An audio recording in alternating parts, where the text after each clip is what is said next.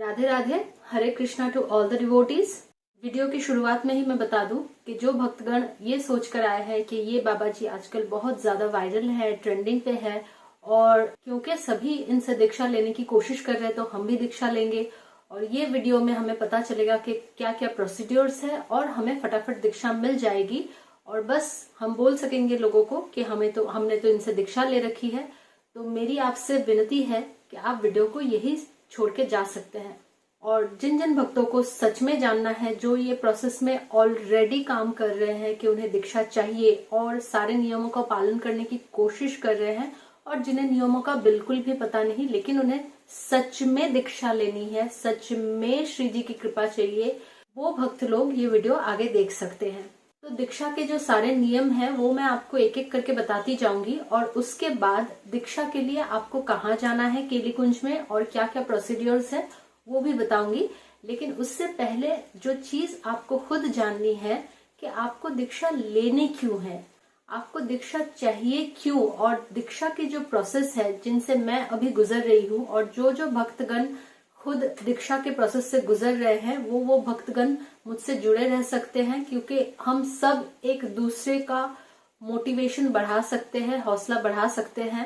क्योंकि मैंने शुरुआत से ही ये बोला है कि दीक्षा का प्रोसीड्योर बहुत बहुत बहुत ज्यादा कठिन है, और जिन जिन लोगों को लगता है कि हम प्रयास करेंगे और हमें महाराज जी से दीक्षा मिल जाएगी, दीक्षा तो मिल जाएगी, लेकिन जैसे गुरुदेव बार बार ये कहते हैं कि मुझे गुरु मानना ही सबसे बड़ी बात नहीं है, गुरु की मानना ज्यादा बड़ी बात है। तो अगर आपको दीक्षा नहीं भी मिलते हैं फिर भी क्या आप उनके दिखाए हुए मार्ग पे चलने की कोशिश सच्चे तरीके से कर रहे हो, वही सबसे बड़ी बात है। दीक्षा लेके रखना और फिर नियमों का उल्लंघन करना ये ज्यादा बड़ा पाप है।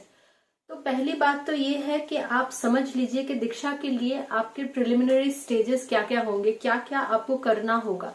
पहली बात तो जैसे मैंने एक यहाँ पे कंठी माला धारण कर रखी है, ये थोड़ी पुरानी हो चुकी है, इसके लिए थोड़े इसके मोती काले पड़ गए हैं, लेकिन इससे कोई फर्क नहीं पड़ता। जब तक ये बिल्कुल ही मोती इसके गिर ना जाए आप पहन सकते हैं, क्योंकि ये तुलसी माला है, ये कभी भी अशुद्ध नहीं होती। ऐसा नहीं है कि आपको वृंदावन ही आना होगा और शहीद केली कुंज से ही इसको प्रसादी करवानी है, ऐसा नहीं है। आप किसी लोकल दुकान से या किसी मंदिर से भी खरीद के ला सकती हैं। और उसके बाद आप पहली बात तो इसको 2 दिन पहले घी में डुबो के रखे, एटलीस्ट 2 दिन घी में डुबो के रखे अच्छे से, और उसके बाद आप इसको गंगा जल लगा के इसको शुद्ध कर ले और इसको पहने रखे। तो उससे क्या होता है ना, इसमें बहुत ज्यादा एक हार्श पना होता है जिससे कभी कभी स्किन छिल सकती है, और क्या होता है ना थोड़ी रैशेस वगैरह हो सकते हैं कभी कभी। उससे क्या होता है ना, इस माला में, कंठी माला में थोड़ा सा मुलायम पना आ जाता है, जिससे इसको पहनने में आसानी होती है। और उसके बाद आप ना इसको गंगा जल से धो ले अच्छे से। अगर आपने घर में ही लड्डू गोपाल या फिर राधा कृष्ण को विराज करके रखा है तो उनसे प्रसादी करवाए, या फिर अगर नहीं है तो आसपास के किसी भी राधा कृष्ण के मंदिर से आप इसको प्रसादी करवा ले, और उसके बाद उसको धारण कर ले। और इसको धारण करने के बाद सबसे बड़ा नियम जो है, आप मांस, मच्छी और प्याज लहसुन का सेवन नहीं कर सकते। आप अल्कोहल और किसी भी तरह के नशे आदि का प्रयोग नहीं कर सकते। किसी भी तरह का जुआ या फिर कोई भी ऐसी चीजें जिसको हम इंग्लिश में गैम्बलिंग कहते हैं वो नहीं कर सकते। और चौथी बात जो है, अवैध सेक्स, अगर आप विवाहित है तो विवाहित जीवन से अलग कोई संबंध नहीं कर सकते, और अगर विवाहित नहीं भी है तो भी कोई अवैध संबंध सेक्स रिलेटेड नहीं कर सकते। तो अगर आपको लगता है कि आप चारों नियमों का पालन ये पहले 4 नियम है, अगर कर सकते हैं तो ही आप कंठी माला धारण करें, अदरवाइज नहीं करें। क्योंकि करने के बाद आपको कभी कभी ये लग सकता है कि हम तुलसी माला उतार देते हैं, और अगर हमको मांस मच्छी खाना है, प्याज लहसुन खाना है, या फिर किसी से के साथ संबंध बनाना है, नशे करने हैं, तो हम तुलसी माला उतार के कर सकते हैं। लेकिन ये सही नहीं है, क्योंकि आपको लगेगा कि कोई नहीं देख रहा है, लेकिन जिनको देखना है वो सबको देख रहे हैं। एक सीसीटीवी का ऐड आया था ना कि ऊपर वाला सबको देख रहा है, तो वही बात है, ऊपर वाला सबको देख रहा है। तो पहली बात तो आप ये कंठी माला धारण कर ले। दूसरी बात, आप तिलक लगा सकते हैं, लेकिन अगर आप स्कूल में पढ़ते हो, कॉलेज में पढ़ते हो, या किसी ऐसे ऑफिस में काम कर रहे हो जहाँ पे तिलक लगाना मना है, क्योंकि सारे लोग समझते नहीं हैं और धर्म का विरोध करना बहुत ज्यादा लोगों के लिए आसान है।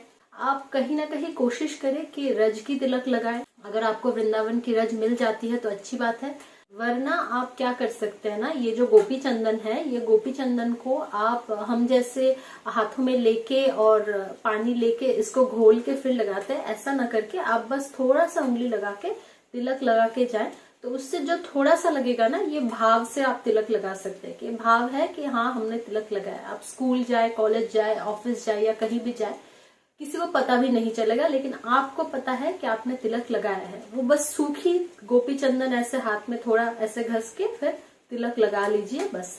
तो हमेशा ये जरूरी नहीं है कि आपको इतना बड़ा राधा वल्लभीय तिलक ही लगाना है, क्योंकि बहुत समय बहुत ज्यादा कार्य की वजह से और परिस्थितियों की वजह से, जैसे गुरुदेव हमेशा बोलते हैं कि भक्ति को थोड़ा छुपा के रखना चाहिए, ज्यादा दिखावा हर समय हर जगह करने की जरूरत नहीं है। तो ये हो गई कंठी माला और तिलक की बात। इसके बाद जो है दीक्षा जब आप लेने जाओगे ना, वहाँ आपको थोड़े बहुत क्वेश्चंस किए जाते हैं, और वो जो संत आपको क्वेश्चंस करते हैं, वो लोग इतने ज्यादा लोगों को रोज देखते हैं ना, कि जो लोग दीक्षा के लिए आते हैं और प्रार्थना करते हैं दीक्षा के लिए, कि उनको आपको क्वेश्चन करती है, उन्हें सब पता चल जाएगा कि आप सच में दीक्षा लेना चाहते हो या फिर सिर्फ और सिर्फ ट्रेंडिंग में बाबा जी को देख के आप आए हो कि नहीं। तो इसके लिए ना वो लोग आपसे सवाल जवाब करेंगे, और अगर आपको योग्य मानेंगे तो ही आपको दीक्षा के लिए बोलेंगे, अदरवाइज वो लोग आपको डायरेक्ट बोल देंगे कि आप थोड़ा और अभ्यास करो और थोड़े दिन नाम जप करो, उसके बाद ही आपको दीक्षा मिलेगी। तो जो कार्य आपको दीक्षा में करने होंगे, उनका अभ्यास अगर आप पहले से ही शुरू कर दो और अच्छे से करने लगो, तो आपको दीक्षा बहुत जल्दी मिल जाएगी। और वो कार्य क्या क्या है मैं एक एक करके आपको बताती हूँ। पहली बात तो आपको राधा वल्लभ श्री हरिवंश का 11 राउंड जाप करना है। 11 राउंड मतलब जब आप माला करते हो तो एक बार माला करने से आपका एक राउंड होता है, ऐसा 11 राउंड आपको करना है। 11 बार आपको जपना है 108 बार करके। तो आप सोच लीजिए कि एक माला 2 माला करने में आपको कितना टाइम लग रहा है और 11 माला करने में आपको कितना टाइम लगेगा, आप कैसे वो टाइम मैनेज करोगे। और 11 एक्चुअली लोएस्ट नंबर है, कम से कम इतना नंबर आपको करना ही है। अगर वो लोग बोलेंगे कि 16 माला करना है या फिर उससे भी ज्यादा करना है तो वो तो अलग बात है, लेकिन 11 माला आपको दीक्षा के बाद करना ही करना है। तो अच्छी बात होगी कि आपको इन सब चीजों का अभ्यास पहले से हो जाए। तो पहली बात हुई 11 राउंड राधा वल्लभ श्री हरिवंश का जाप करने की। तो दूसरा जो नियम है, आपको रोजाना 12 पद श्रीहित चतुराशी जी के पढ़ने ही पढ़ने हैं, अर्थ के बिना। तो ये हो गया दूसरा, श्रीहित चतुराशी जी या फिर श्रीमद चतुराशी जी के 12 पद आपको रोज करने हैं, अर्थ के बिना। उसके बाद है तीसरा, जो है सेवक जू बानी के 5 छंद, ये भी आपको रोजाना करने ही करने हैं। फिर से बता दूं, सेवक जू बानी के 5 छंद रोजाना, ये है तीसरा नियम। इसके बाद है चौथा, जो है राधा सुधा निधि जी के 10 श्लोक अर्थ सहित आपको रोजाना पढ़ने हैं। तो चौथा नियम क्या है, 10 श्लोक राधा सुधा निधि जी के रोजाना करने हैं अर्थ सहित। इसके बाद है पांचवा, जो है रसो उपासना और अष्टम सेवा, ये भी आपको रोजाना करना ही है। तो पांचवा नियम है रसो उपासना और अष्टम सेवा। अगर शुरुआत में अष्टम सेवा करने में आपको मुश्किलें आ रही हैं, तो आप 2 या 3 सेवा, जैसे संध्या आरती हो गई या शयन सेवा हो गया, ये आप कर सकते हो। तो अगर आपको लग रहा है कि इन सब चीजों में बहुत बहुत बहुत ज्यादा समय चला जाएगा, तो ये आपको सोचना है कि कैसे आप अपने काम के शेड्यूल में इन सब चीजों के लिए समय निकालोगे। और जिन जिन पुस्तकों का मैंने नाम लिया है, ये सारी पुस्तकें आपको श्रीहित केलीकुंज में मिल जाएंगी। अगर आप वहां जाओगे, आपको वो सारी पुस्तकें दे देंगे ताकि आप अपनी तैयारी कर सको दीक्षा के लिए। और इन सारे नियमों के साथ और भी कुछ चीजें हैं जो आपको और भी ज्यादा इन चीजों में मोटिवेट करेगी। वो है राधा वल्लभ लाल जी का चरणामृत, जो आप जब वृंदावन जाओगे तो वहां से आपको मिल जाएगी। और दूसरी बात है वृंदावन की रज का सेवन। आप वृंदावन में किसी भी जगह, कोई साफ सुथरी जगह से आप थोड़ा रज ले लो और उसका सेवन आपको करना है। ये दोनों आप अगर रेगुलरली करेंगे तो आपको अंदर से एक और ज्यादा प्रोत्साहन मिलेगा दीक्षा की ओर। और जब आप दीक्षा के लिए प्रस्तुति ले रहे हो उस समय आप चित्रपट सेवा कर सकते हो। उसके लिए जो जो चित्रपट आपको चाहिए उनमें से है आचार्य श्रीहित हरिवंश महाप्रभु जी का चित्रपट, ठाकुर श्री राधा वल्लभ लालजू महाराज जी का चित्रपट, और उसके साथ हमारे श्रीहित केलीकुंज के महाराज, हमारे पूज्य गुरुदेव महाराज का चित्रपट। और ये सारी ही चीजें आपको श्रीहित केलीकुंज में आसानी से मिल जाएगी। और इसी के साथ साथ आपके घर में अगर लड्डू गोपाल विराजमान हो या फिर राधा कृष्ण जी की मूर्ति हो, आप उनकी भी सेवा करें। तो ये सारी चीजें आपको एक साथ करनी है, जो आपको दीक्षा के लिए और भी ज्यादा सहायता करेगी और भी ज्यादा प्रोत्साहन देगी। और दीक्षा के बाद आपको ये सारी चीजें एकदम से करने में मुश्किल नहीं आएगी, क्योंकि आप धीरे धीरे इस प्रोसेस में ढलते जाओगे। तो अब जानते हैं कि दीक्षा के लिए आपको श्रीहित केलीकुंज किस समय जाना है, किनसे मिलना है और दीक्षा के निवेदन किन से किस प्रकार करना है। आपको वृंदावन के श्रीहित केलीकुंज में सुबह 9 बजे के आसपास चले जाना है और केलीकुंज के जो निज परिकर है उनमें से किसी से भी आपको बात करना है, निवेदन करना है, और वो आपको पहला गाइडेंस दे देंगे कि आपको किन से जाके निवेदन करना है। और श्रीहित केलीकुंज में ही सुबह 9:30 बजे के आसपास 2 संत बाबा आते हैं, जिनसे आप डायरेक्टली भी दीक्षा के बारे में बात कर सकते हो। और उनसे बातचीत के दौरान ही वो आपको गाइड कर देंगे कि आप अभी दीक्षा लेने के योग्य हो या फिर आपको कुछ और समय अध्ययन करना होगा और नाम जप करना होगा। भले ही वो राधा नाम का जाप हो या फिर राधा वल्लभ श्री हरिवंश का जाप हो, वो आपको गाइड कर देंगे कि कुछ और समय आप अध्ययन करो, उसके बाद आप दीक्षा ले लेना। सबसे बड़ी बात यह है कि अगर आप पे श्री जी की अशेष कृपा है, असीम कृपा है, तो ही आपको पहले अटेम्प्ट में दीक्षा मिल जाएगी। जैसे मेरे जैसे बहुत सारे दीक्षा के पिपासु लोग इस प्रोसेस में से जा रहे हैं ताकि वो दीक्षा ले सके।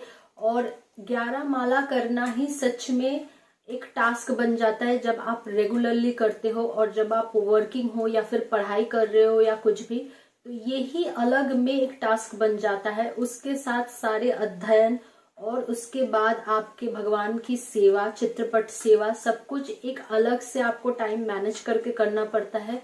तो इतना भी, अगर मैं ऐसे बोलूं कि कुछ हलवा पूड़ी जैसा नहीं है कि आप गए और दीक्षा मिल गई और आपने नियमों का फिर पालन नहीं किया, इतना आसान नहीं है। आप कम से कम 6 महीने से लेके 1 साल तक अगर आप ये प्रोसेस कर पाए तो आप खुद ब खुद समझ जाएंगे कि आप दीक्षा लेने के योग्य हो या नहीं।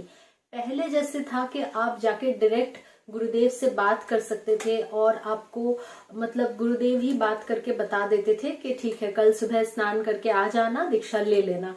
लेकिन अभी जैसे हो गया है कि सोशल मीडिया पे इतना ज्यादा वायरल हो गए हैं वो, और विराट कोहली, अनुष्का शर्मा के बाद इतने ज्यादा सेलिब्रिटीज उधर जा रहे हैं कि सबको ऐसा ही है कि अच्छा, ये बाबा जी बहुत ज्यादा ट्रेंडिंग में है, इन्हीं से दीक्षा लेनी है। लेकिन कोई ये समझने की कोशिश नहीं कर रहा है कि दीक्षा सिर्फ लेने से कुछ नहीं होगा।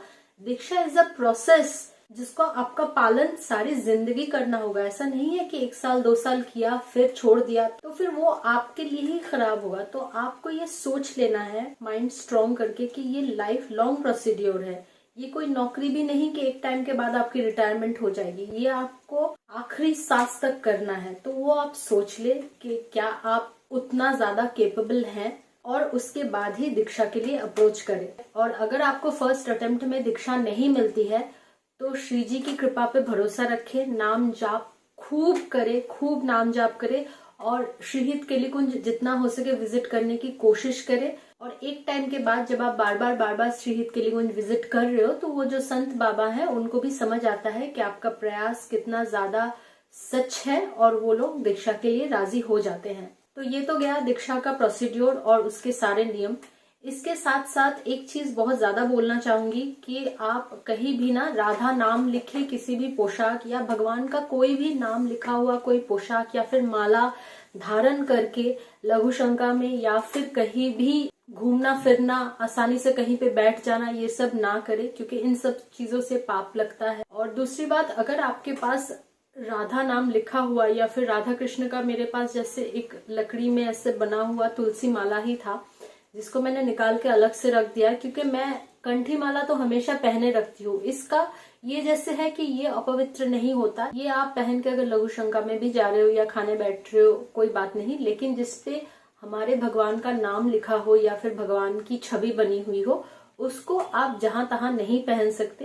तो इस बारे में थोड़ा सा सावधानी बरते। और जैसे मेरे पास बहुत सालों पहले एक ओम लिखा हुआ टॉप था, जो मैंने जब गुरुदेव की बातें सुनी, उससे पहले तो पाप हो चुका था, मैं उसको पहन के कॉलेज भी जाती थी और घूमती फिरती थी, लेकिन जब मैंने गुरुदेव की बातें सुनी, तब ये समझ में आने के बाद जब मैंने उसको दोबारा पहना, तो मैं अभी बहुत सावधानी से पहनती हूँ कि मैं उसको पहन के जहां तहां ना बैठ जाऊं और वो ऐसे पीछे ना आ जाए, या फिर जहां तहां मैं उसको ना धो, अगर मैं धो रही हूँ उसको तो ऐसी जगह धो जहां मैं किसी पेड़ पौधे के मिट्टी जहां रहती है उधर आसानी से वो पानी दे सकूं, जहां लोगों के पैर नहीं पड़ रहे हैं। तो ऐसी सावधानियां बरतनी बहुत ज्यादा जरूरी है, जो लोगों को समझ नहीं आती कि इन सब चीजों से भी हमें छोटा छोटा करके पाप लग रहा है बहुत बड़ा।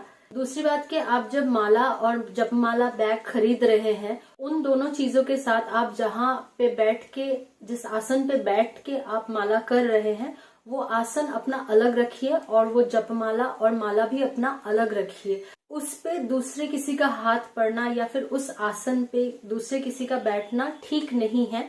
आपकी जो एक ऊर्जा है वो किसी दूसरे के वो सामान यूज करने से कहीं ना कहीं इफेक्टेड हो सकती है। इसीलिए अपनी माला, अपना आसन और अपना जपमाला बैग, 16 माला का जो बीड्स होता है वो सारे आप अलग रखें।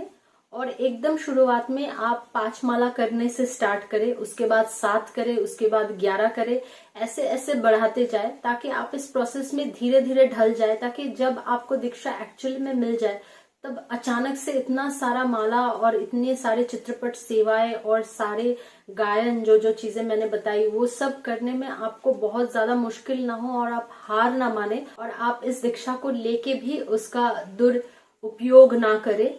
इसीलिए अच्छी बात होगी कि आप धीरे धीरे पहले माला करना शुरू करें, नाम जाप करना शुरू करें और अपने सारे कामों में सारा समय जितना हो सके राधा नाम, राधा वल्लभ, श्री हरिवंश, ये नाम जाप चलाते ही रहे, ताकि बाद में आपको मुश्किलें ना हो। होपफुली ये सारे नियम करने के बाद मुझे और जिन जिन भक्तों को दीक्षा लेनी है, सबको दीक्षा मिल जाए और कठिनाई ना आए, क्योंकि भक्ति के मार्ग में बहुत बहुत बहुत ज्यादा बाधाएं आती है, बहुत बहुत बहुत ज्यादा दिक्कतें और बहुत मुश्किलें आती हैं।